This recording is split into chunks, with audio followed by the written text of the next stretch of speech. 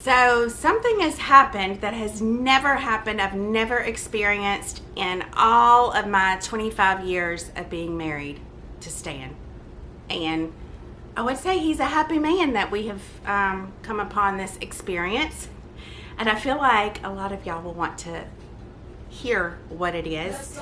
And I think it will be very relatable to many of you women who are in the same stage of life as I am. So stick around, it's going to be a good one.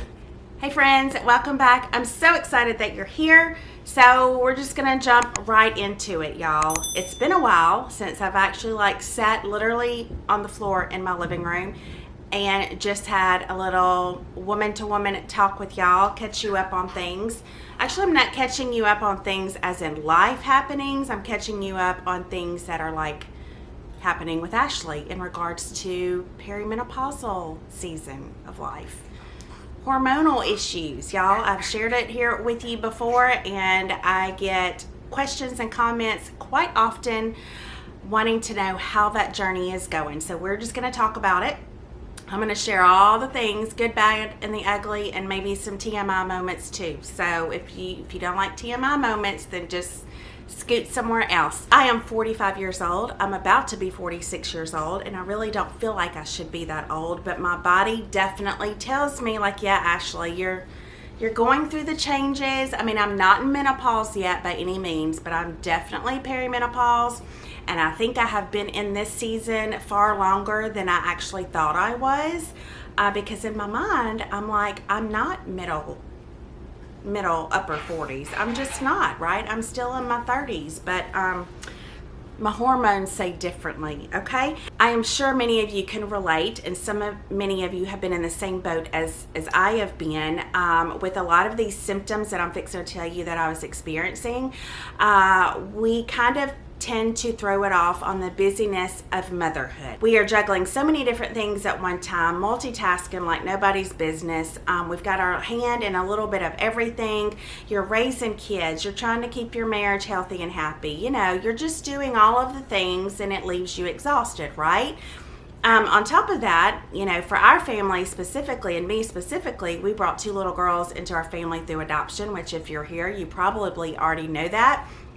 They both have special needs, of which Isabel came to us with the most significant needs, and the first 3 years of her being home were very, very challenging, and that brought, obviously there are things that my body is going to react negatively to some of the stress just from life circumstances that came along with that, and while some of that can cause some challenges that you're having, I want you to hear me, quit blaming all of your symptoms, especially if you have a long list of symptoms that we're fixing to talk about.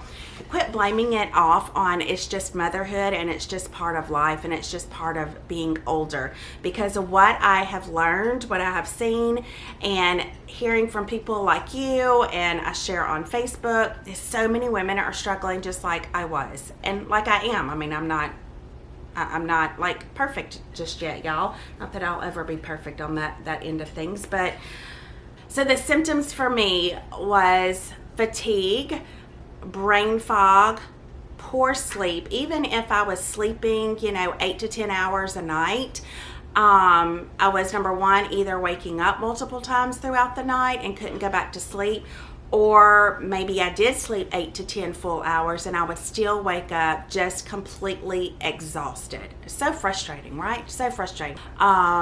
Forgetfulness, no sex drive at all, ever. I don't know that I've ever had a sex drive. Quite honestly, not even in my 20s. I don't think I've ever had a sex drive. So I really just wonder how long, and if I was struggling with hormonal issues even back then. And just kind of a blah state of being, especially the past few years, just kind of not depressed, because I feel like people throw around that word a little too loosely, and people that truly struggle with clinical depression, and you see I stumble over my words, it's because my mouth wants to run faster than what my brain has processed on what I need to say. So anyways, like, they throw around the word depressed way too loosely. You know, like, I can't stand it. So I've never been depressed. Just like a ho-hum state of being. You know, I didn't have high emotions. I didn't have low emotions. I was just like, blah.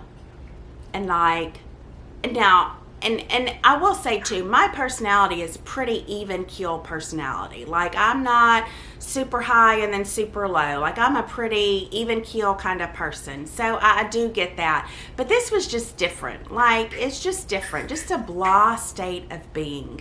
Oh, and weight gain. Good gosh, how could I miss that one? It's last on the list here, but trust me, it's right up there. It's one of the most aggravating ones, obviously, because we physically see it every day. But weight gain. I gained so much weight over the past couple of years. Now, can stress add on weight? Yes, absolutely. Can lack of sleep cause you to gain weight? Yes, absolutely. If you're not eating right, I understand that there's all those bits and pieces that can contribute. But there was something deeper going on, because it wasn't necessarily even just the weight gain. It was the inability to lose weight. So I had seasons where I was doing everything right, you know, drinking all the water, eating decently clean, eating a lot of protein, working out, and I could not lose weight. Like, could not lose weight. And that's when I'm like, golly dog, something is going on. Motivation. I used to love going to the gym all the time. We went all the time. We all do go all the time. We just go at different times now that my kids are older and all of that. But past few years, just like no motivation to want to work out, and it's really a frustrating thing. And again, my mindset was like, Ashley, you're just busy with life. Like, you can't always be in the gym like you used to be in your 30s, right? Which I understand that, but like, even when I get to the gym, just no motivation to like get it going and stick with it. So those were kind of my symptoms, and kind of landed me to where I was just completely frustrated. So I went to my doctor, and I kind of told her all the symptoms that I was having, and she gave me did some blood work, and sure enough, my testosterone was really, really low. It was like, I think below 10. And she was like, well, you definitely are having a lot of these symptoms because you essentially have like no testosterone in your body. I was like, okay, there's a reason why that I'm feeling all of these things, and I'm not just cuckoo crazy. So she started me on testosterone troches, and I don't know if I'm saying that right. It's either troches or troches. I don't really know, but you just stick them under your tongue at night before bed. It dissolves.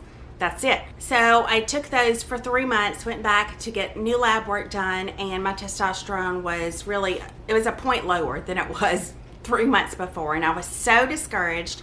And by this time, I had done a lot of research, and was part of a Facebook group with women's health and hormones and stuff, and I kind of shared my experience, and they were like, yeah, you're going to have to go way up on that dosage amount.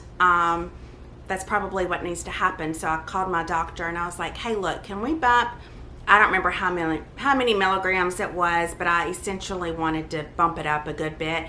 And for whatever reason, she wasn't comfortable doing that, which is kind of shocking considering how wonderful she is. But she didn't feel comfortable doing that, and that's totally fine. My body's not responding to that delivery method.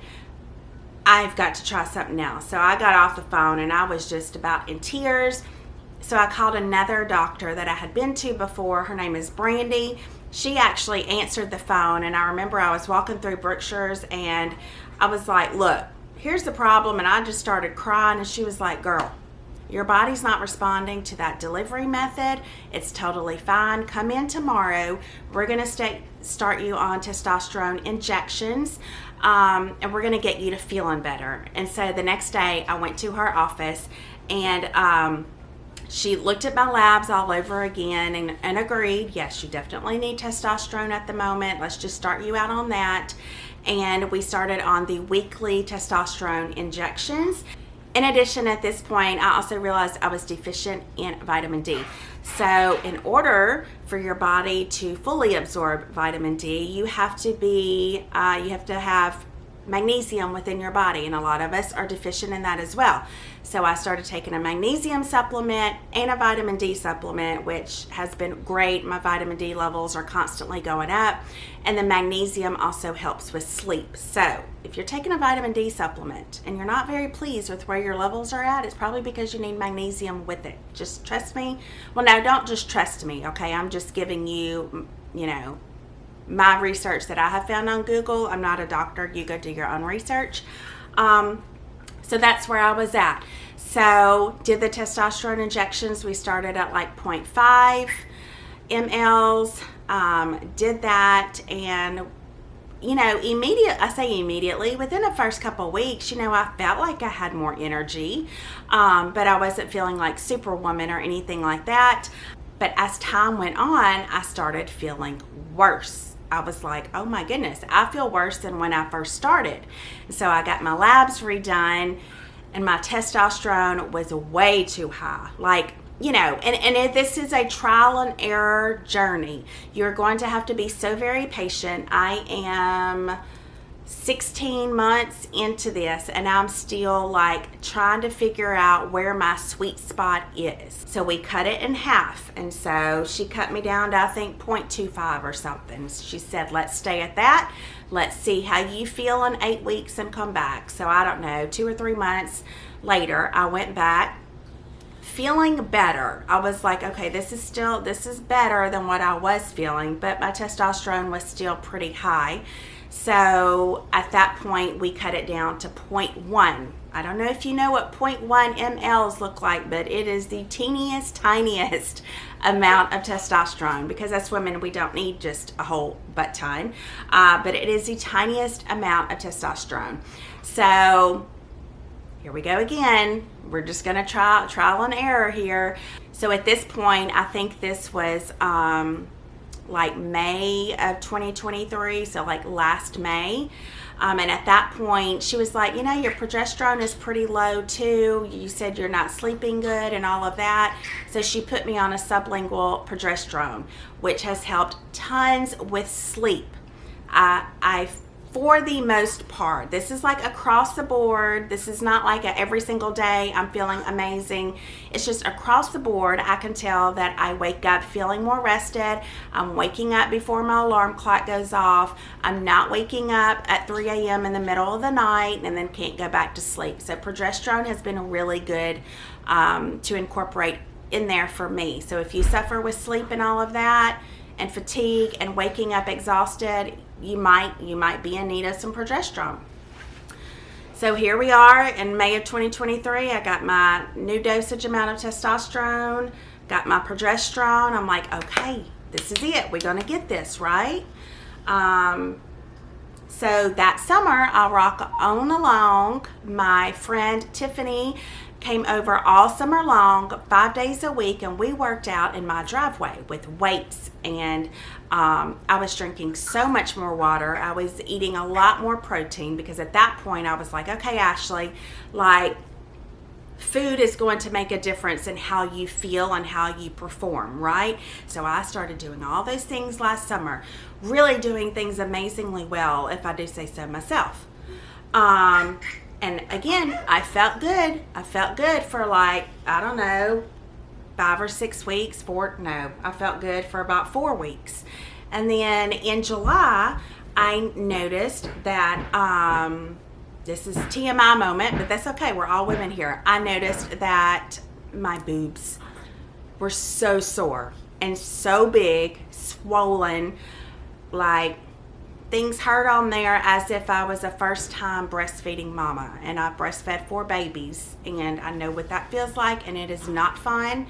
I could not go without a bra. I couldn't let anything touch. It hurt.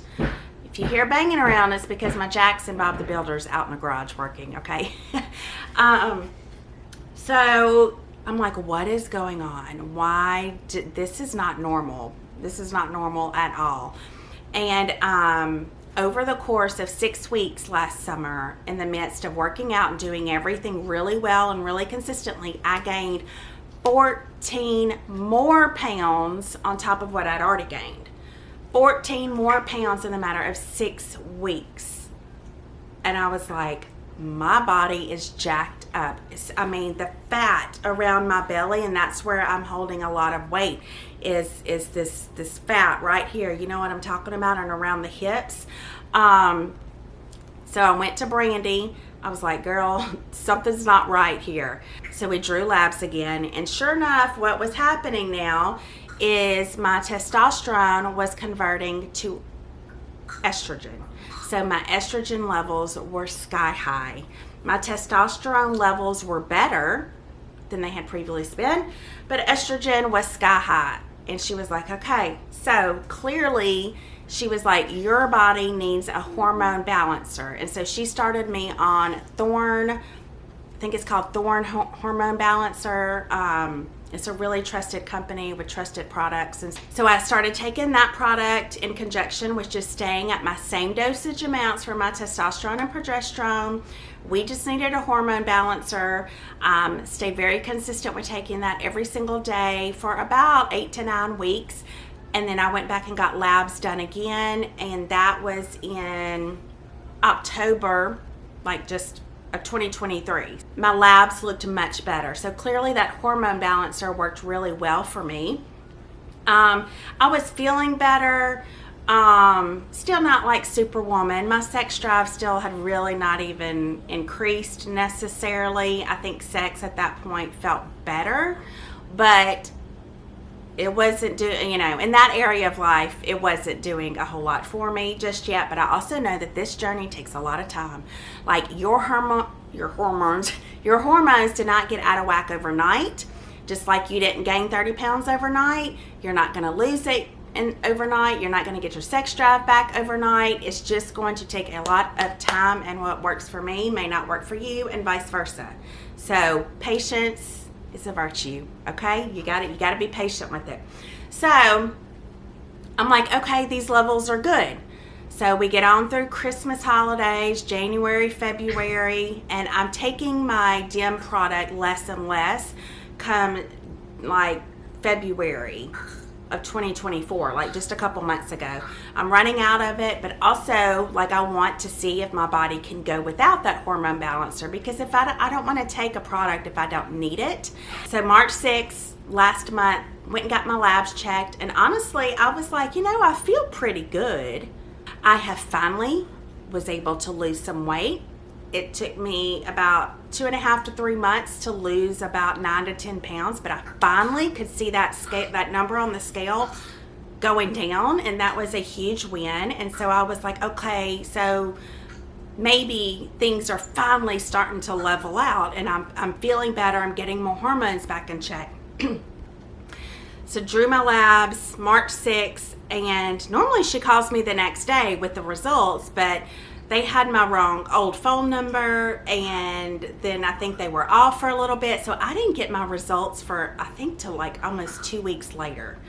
And in that 2-week period of waiting on my results, this is the part that where some of you may think that this is too much information and I shouldn't be talking about my sex life with my husband here on social media. And I just want you to know that if you don't like that, that's totally fine. You don't have to listen. I'm not talking about our sex life to sexualize it or to make it sound dirty or to tell you all the things. I'm telling you this, number one, it's coming from a husband and a wife who are committed to each other, right? And sex is part of marriage, at least it should be. And it does bond you together, and God created it. So it's okay to talk about it in a healthy format when it's between a woman and her husband, a man and wife, a husband, a wife, right? Is that right? Husband, wife, yes. Number two, I'm sharing this with you because I know there are tons of women out there like me who are like, what is wrong with me? I don't want sex. I could care less about it. I mean, we have sex because, I know that it's something that our marriage needs, and it's something that my husband desires, but like I feel like I don't really even care two craps about it, and then that makes my husband feel unloved, and then like I'm just a terrible wife. And we just like feel ourselves with guilt because we're not letting our husbands know that we do love them. It's just something's off. And women are too ashamed to be like, to speak up and to say, hey, that's me. I love my husband dearly, but something's not right within my body. And they don't ask. And so I'm telling you these things to encourage you, to give you hope, to let you know that, like, there's goodness on the other side of it. You just got to get started on the journey to figure out what's going wrong with your body, and let's get it in check. And all of these other things will come after that if you're patient. So that's why I share these details, because I feel like they need to be heard. Women needs to hear. So, okay, so these 2 weeks that I'm waiting for these results to come back from my labs just last month, all of a sudden, y'all, I'm like, I could go for sex. Like, oh, I think I want sex. Is this what it feels like to, like, want to have sex with your spouse? Like, it was foreign to me, and I know many of you probably think I'm exaggerating, but it's the truth. And so Stan and I, for 2 weeks, had a lot of sex.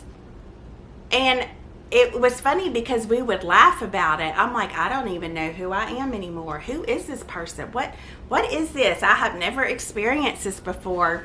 And, you know, Stan and I have good banter back and forth, and we just laugh about it. And he would make fun of me, and I would make fun of myself. And he's like, this is amazing. I mean, the fact that I needed him and I wanted him made him feel so good as a husband, because I honestly have never really been in that position in that way. Of course I need my husband. Of course I want my husband, but not in that intimate way. And so clearly, since I have really never had any type of libido or anything, I've never been one to initiate sex. And so, you know, there's those behavioral things that I still have to work through, even if I'm like, oh, yeah, we could go have some sex real quick. Still, me initiating sometimes is awkward for me because I really have never done that. Although it shouldn't be awkward for me, but it just is. But so Stan would still be like, hey babe, do you need anything tonight? And I'm like, well, you know, I kind of think I do. And he's like, are you kidding me? I said, I'm not. Like, I don't know who this person is.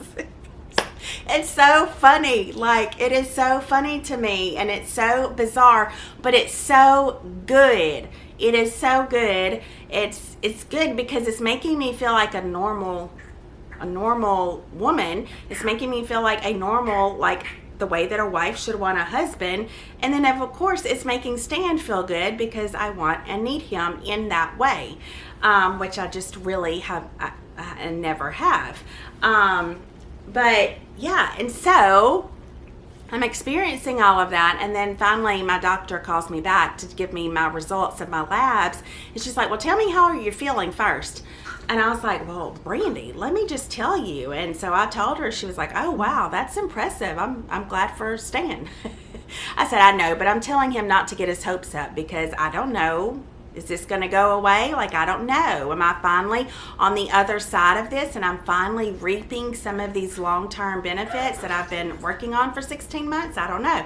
But let's not get our hopes up, Stan. And she goes, well, Ashley, like, I'm really glad for you. She goes, but you're one of the most complicated hormone patients I've ever had. And I was like, what? And she was like, girl, your testosterone is through the roof. My testosterone was 350. She goes, but what's even more weird is your estrogen is 345, and then my progesterone was like squashed, obviously.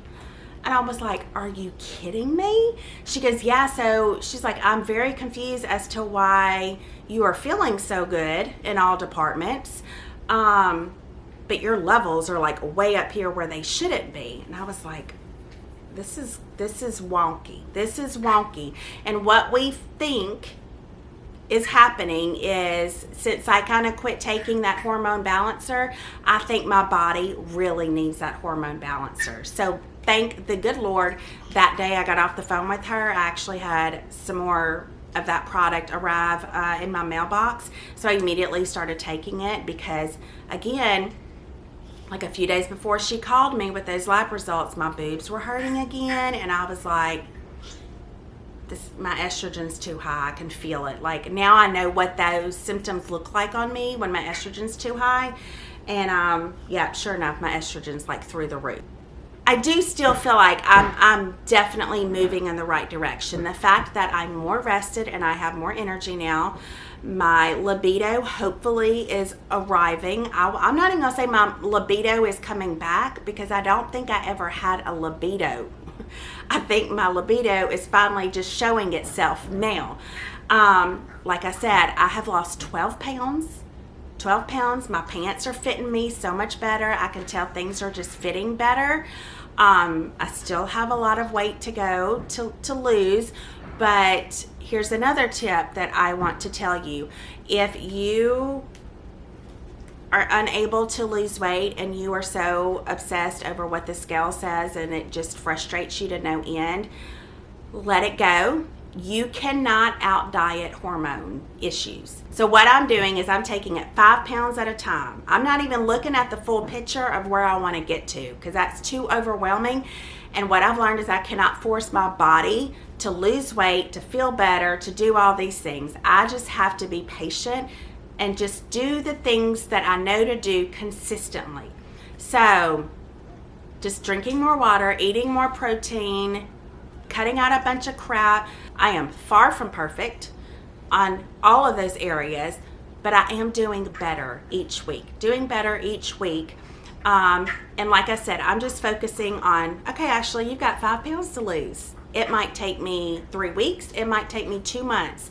But 5 pounds is my goal. And as soon as I hit that 5 pound mark, I'm excited. And I'm like, okay, that's good. Let's do another 5 pounds.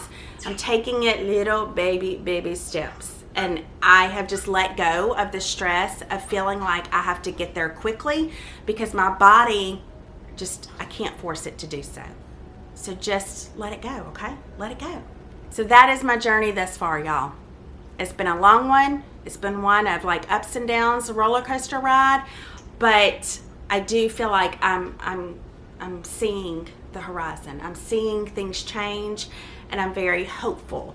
And I just really wanted to share that with y'all, because there are so many women that struggle with this. A lot of women won't share some of these, TMI moments, or, they're too ashamed to admit that they've gained 45 pounds and they really could care less about having sex with their husband, and they're really short-tempered with their kids because their patience is like super thin, and they feel guilty because they don't know why everyone makes them angry, or why they want to cry all the time, or whatever. I want you to know that you're not alone. And I hope that this journey, me sharing my journey, is very relatable for you, because that's what I want it to be. Thank y'all so much for being here. This was a fun topic. I actually liked sitting down and just talking with you. And I really appreciate you being here. I appreciate you listening. If you have any questions, just drop it in the comment section below. I can share with you a little bit of baby knowledge that I have on hormone therapy and just what's worked for me personally, and I can encourage you on your journey. So I really look forward to hearing from some of y'all. But I have got to go, and I will see you on the next vlog. Bye.